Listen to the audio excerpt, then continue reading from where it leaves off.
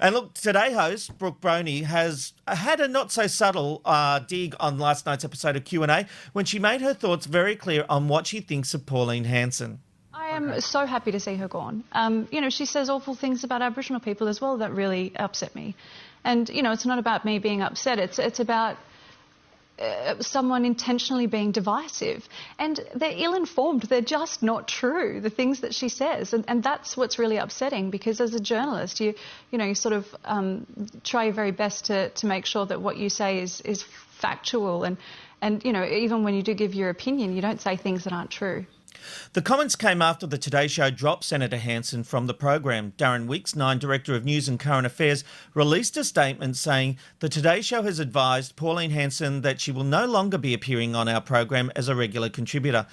Robbo, is this an attack on free speech, or should Hanson be given less airtime? She is an elected senator. Very good point. She is an elected senator, Rob. I think that's a very good point to make. The other thing is, I really think that this is a celebration of free speech.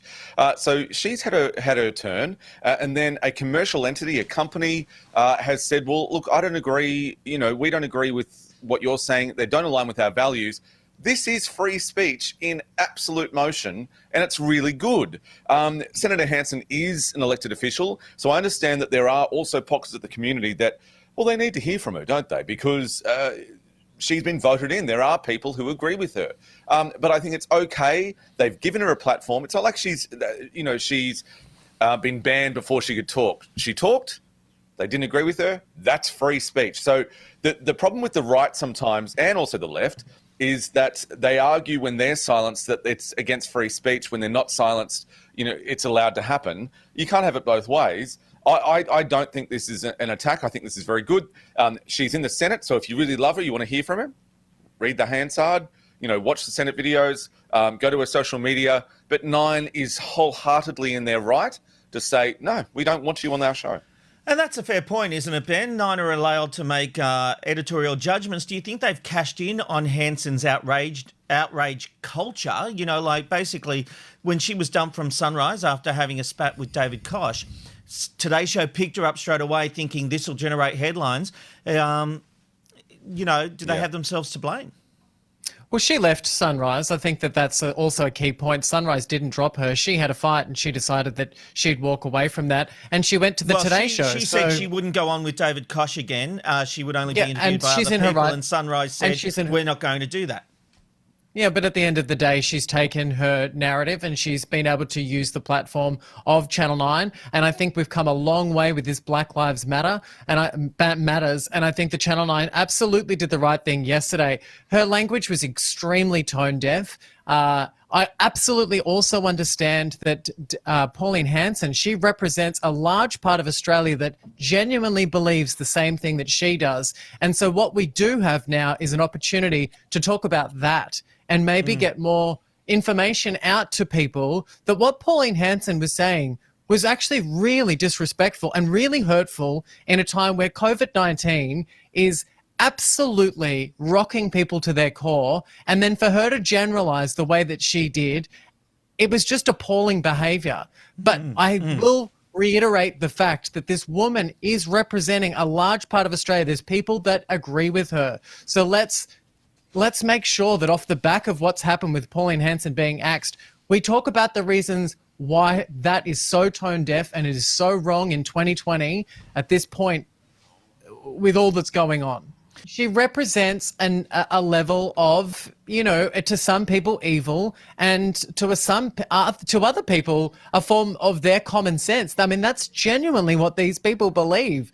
So when you take Pauline Hanson, who's probably just started a conversation for a lot of people off the television, I can see how, freedom of speech is being, fractured there. You know what I mean? Sometimes I feel like with Pauline Hanson being on these shows and being willing to make herself look so ridiculous in the face of a conversation that's still incredibly important, which is racism within Australia, I still think it's provoking more conversation. So there's so many obligation from the Today Show.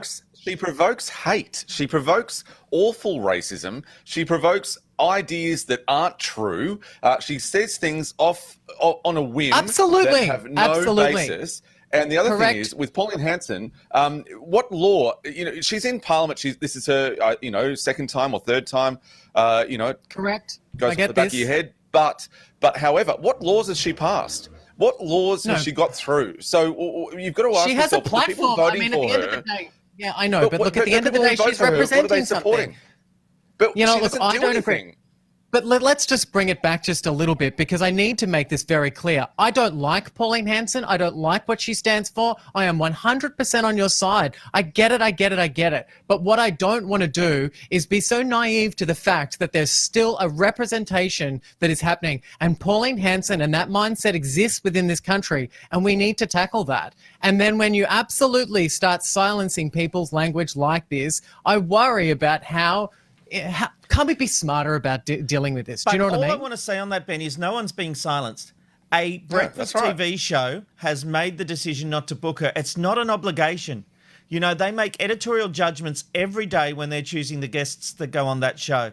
It is not a directive that every politician in Australia needs to go on a breakfast show. So it's not curtailing free speech. It's simply saying that we don't think our viewers are going to like where this is going and what's being said, and this is the stance we want to take as every newspaper, TV show, that everyone making decisions on every platform does. The decisions we make here, the decisions Studio 10 makes, The Project, every producer of those shows is entitled to make a decision on what their program stands for.